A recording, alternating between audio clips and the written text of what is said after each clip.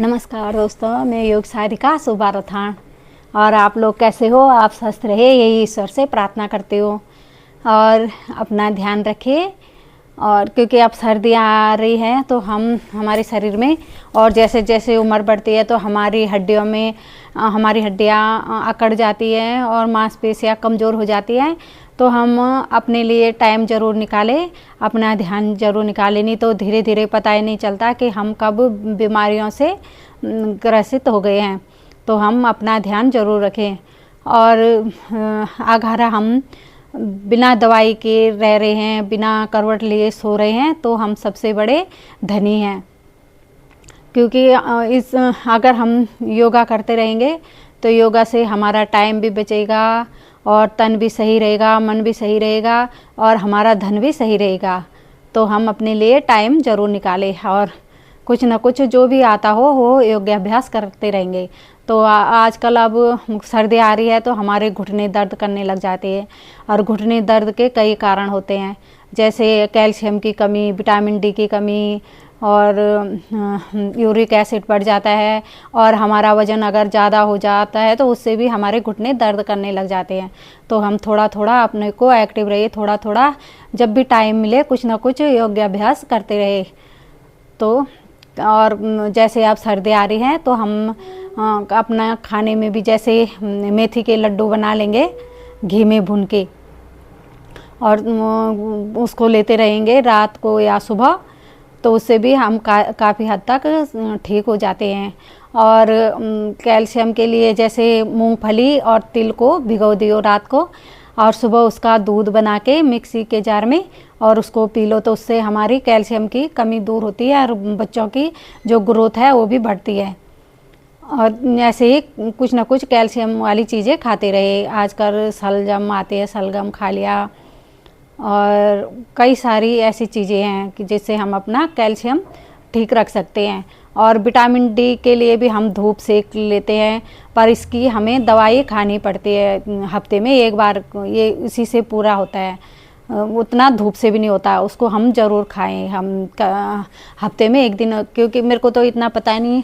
और योग मंजरी से योग से जुड़ी हूँ मैं, वहाँ से किताब भी मिलती है, उसमें भी लिखा है। और कभी कभी जैसे प्रोग्राम होते हैं तो वहाँ आते हैं जो बड़े बड़े योगी लोग हैं, जो आयुर्वेदिक डॉक्टर हैं, तो वो बताते हैं कि हमें विटामिन डी की सप्लीमेंट लेनी ही पड़ती है।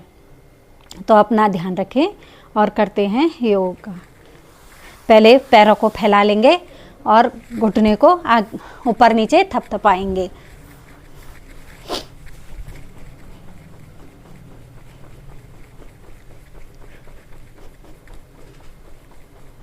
और अपनी उंगलियों को ऐसे अंगूठे उंगलियां मिला के और घुटने ज़मीन पे रखते हुए और उंगलियों को तानेंगे, नीचे की ओर करेंगे, थोड़ी देर रुकेंगे।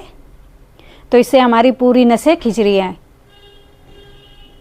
और थोड़ी देर रुकने के बाद और फिर अपनी ओर तानेंगे।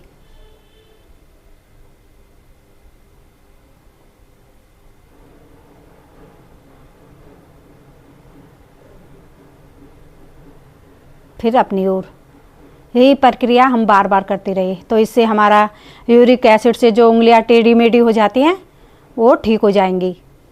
और फिर पाँव को आगे पीछे करेंगे, आगे करेंगे तो कुछ 10 गिनने तक आगे तक रुकेंगे, घुटने ज़मीन पे टिके होने चाहिए, 10 गिनने तक रुकेंगे।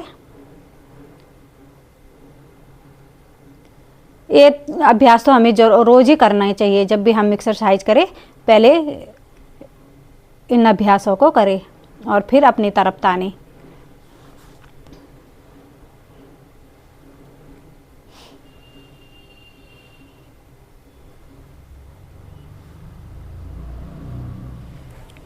फिर एक एक पैर करके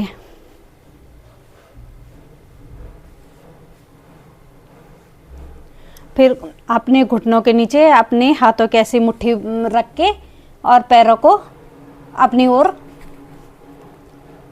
ऐसे उंगलियों को अपनी ओर करेंगे। या तो हाथों की मुट्ठी रखे या तो तौलिया या कुछ रोल बना के उसको भी रख सकते हैं।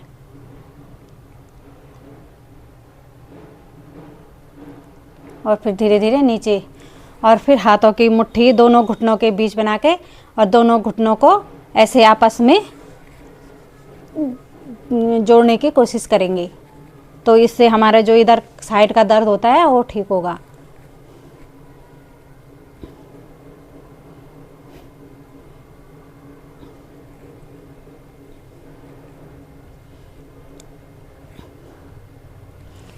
और फिर पैरों को ग्रिप करके घुटनों के ऊपर और छाती से लगाएंगे और फिर पंजों को तानते हुए ऊपर ले जाएंगे।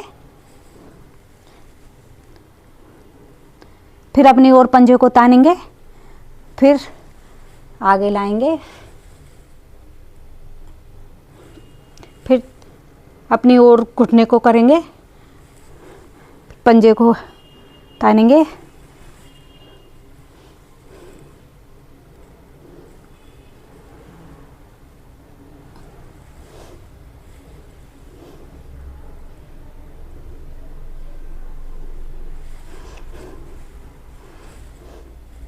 यही प्रक्रिया 10-10 बार करें। फिर धीरे धीरे इसको बढ़ाएं और फिर इसका रिवर्स, पहले आगे की ओर ले जाएंगे, फिर ऊपर की ओर ले जाएंगे, फिर नीचे की ओर, फिर ऐसे।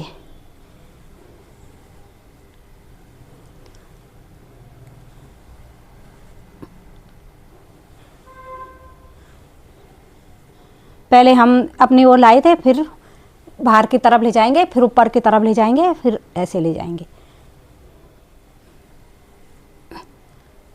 ये घुटने की बहुत ही अच्छी योग्य अभ्यास है। इसको हम फिर वैसे ही इस पैर से भी करेंगे। पहले घुटने को ऐसे ग्रिप करेंगे, फिर अपनी तरफ खींचेंगे,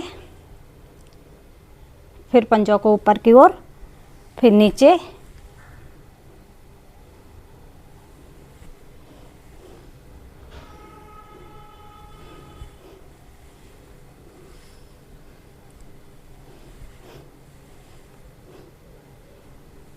फिर इसका रिवर्स।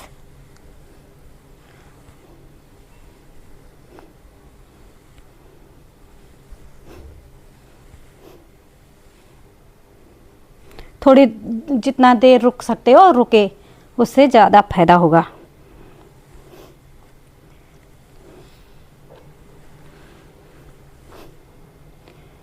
और फिर पैरों को ऐसे थपथपाए और फिर दोनों हाथों से पैर ऐसे ग्रिप करके और पंजे को ऐसे उठाएंगे, गर्दन रीढ़ सीधी रख के, और पहले पंजों को देखेंगे और फिर घुटने को अपने नज़दीक से नज़दीक लाएंगे।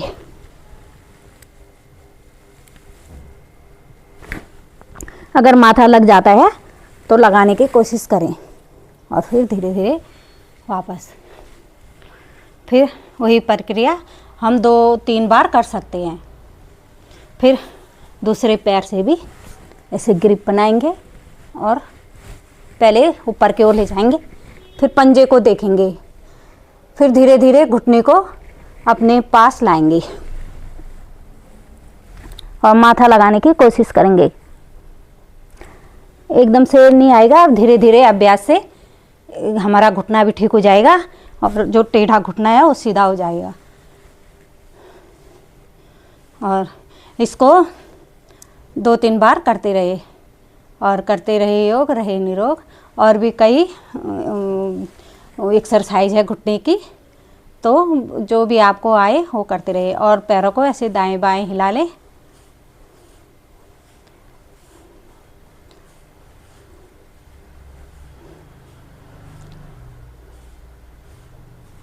और धन्यवाद। वीडियो पसंद आए तो लाइक शेयर और सब्सक्राइब करना।